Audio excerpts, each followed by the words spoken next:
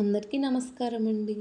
నేనైతే కొత్తగా అయితే ఈ స్వీటీ దర్శి బ్లాగ్స్ అనే యూట్యూబ్ ఛానల్ అయితే స్టార్ట్ చేశాను. మీ అమూల్యమైన సపోర్ట్ని నాకు అందించడానికి మన ఛానల్ని సబ్స్క్రైబ్ చేసుకొని మనం చేసే వీడియోస్ని లైక్ చేసి మీకు మరీ నచ్చితే మన ఛానల్ అయితే అప్పుడప్పుడు కామెంట్ చేయడానికి అయితే ప్రయత్నించండి. నేనైతే ఈరోజు కట్టెల పొయ్యి మీద గుత్తి వంకాయ రెసిపీ అయితే చూపించబోతున్నాను. గుత్తి వంకాయ కూర రెసిపీ అయితే చూసేయండి ఈ వీడియోలో. మనకి కావాల్సిన పదార్థాలు వంకాయలు, అలాగే ఆనియన్స్, అల్లం ముక్కలు, ధనియాలు, పల్లీలు, జీలకర్ర, ఎండుమిర్చి, అలాగే ఎండు కొబ్బరి, కరివేపాకు ఇవన్నీ అయితే రెడీ చేసుకొని పక్కన పెట్టుకొని, అలాగే పొయ్యి వెలిగించి కళాయి వేసి పెట్టుకొని ధనియాలు, పల్లీలు, జీలకర్ర ఇవన్నీ అయితే వేసి వేయించుకున్నాను. ఇలా వేయించుకున్నాక రెడ్ కలర్లోకి మనకి ఎర్రగా దోరగా వేగిన తర్వాత అయితే వీటిని తీసేసి మళ్ళీ కళాయిలో అల్లం, అలాగే ఉల్లిగడ్డ ముక్కలు అయితే వేసి పచ్చివాసన పోయేంత వరకు అయితే వాటిని కూడా వేయించుకొని పక్కన పెట్టేసుకొని ఇవన్నీ బాగా చల్లారిన తర్వాత అయితే మిక్సీ పట్టుకొని మెత్తగా పేస్ట్ లాగా మన మసాలా అయితే రెడీ అయిపోతుంది. ఇవన్నీ అయితే మెత్తగా మిక్సీ పడితే అయితే టేస్ట్ అనేది బాగుంటుంది. మన మసాలా రెసిపీ వల్ల మన కర్రీకి టేస్ట్ అనేది వస్తుంది. గుత్తి వంకాయ కర్రీ అయితే చాలా టేస్ట్ అంటే చాలా టేస్ట్ అయితే ఉంటుంది. గుత్తి వంకాయల్లో ఈ మసాలా మొత్తం మిశ్రమాన్ని ఒక్కొక్క దాంట్లో అయితే మొత్తం పెట్టుకొని మొత్తం పక్కన పెట్టుకోవాలి.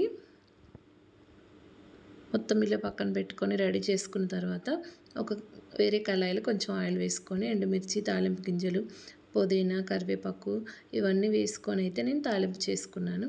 అలాగే మనం మసాలా పెట్టుకున్న వంకాయలను అయితే ఆయిల్లో కొంచెం ఒక్కొక్కటిగా వేసి మంచిగా అయితే మగ్గనివ్వాలి. ఇలా వేసేటప్పుడు అయితే మనకి అరోమా అయితే చాలా బాగుంటుంది. గుత్తి వంకాయ కూర టేస్ట్ అయితే చాలా బాగుంటుంది. ఇప్పటివరకు మీరు ఎప్పుడైనా ఇలా చేయకపోతే మసాలా పెట్టి అయితే చేసుకోండి. చాలా అంటే చాలా టేస్ట్గా అయితే ఈ రెసిపీ అనేది ఉంటుంది. మన ఛానల్లో ఇలాంటి మంచి మంచి వీడియోస్ అయితే నేను అప్లోడ్ చేయడానికి అయితే ట్రై చేస్తాను. మీరైతే మన ఛానల్ని ఎప్పుడు సపోర్ట్ చేస్తూ ఉండండి. ఇలాగ మిగిలిన పేస్ట్ని కూడా మొత్తం వేసేసుకొని ఒక 5 నుంచి 10 నిమిషాల సేపు అయితే మంచిగా మగ్గబెట్టుకోవాలి. ఆహా ఏమి రుచి అనరమై మరచి తాజా కూరల్లో రాజా ఎవరంటే అంత ప్రత్యేకత అయితే మనకైతే ఈ వంకాయ కూరలో అయితే ఉంటుందండి. ఇలాగ బాగా మంచిగా పచ్చివాసన పోయి మగ్గేంత వరకు అయితే నేను ఉంచుకున్నాను. నేనైతే ఎప్పుడైనా కర్రీస్ కట్టెల పొయ్యి మీద చేయడానికైతే అప్పుడప్పుడు ప్రిఫరెన్స్ అయితే ఇస్తాను. ఎందుకంటే డైలీ చేయాలంటే ఎవరికైనా సరే కుదరదు కదా. అందుకని అప్పుడప్పుడైనా చేయడానికైతే ట్రై చేస్తూ ఉండండి. ఇలా పేస్ట్ మొత్తం మసాలా మగ్గిన తర్వాత కారం, టేస్ట్కి సరిపడా సాల్ట్, అలాగే కొంచెం ధనియాల పొడి పైన అయితే నేను గార్నిష్ లాగా చేసుకుంటాను. ఎందుకంటే మసాలా ఫ్లేవర్ అనేది కొంచెం మనకి తగులుతూ ఉంటుంది. అందుకని మేమైతే ఇలా చేసుకుంటాము గుత్తి వంకాయ కూర. ఆంధ్రాలో ఒకలాగా, తెలంగాణలో ఒకలాగా, ఒక్కొక్కలాగా అయితే మన గుత్తి వంకాయ కారం రెసిపీ అయితే చేసుకుంటూ ఉంటారు. మేమైతే ఇలాగ చేస్తాము.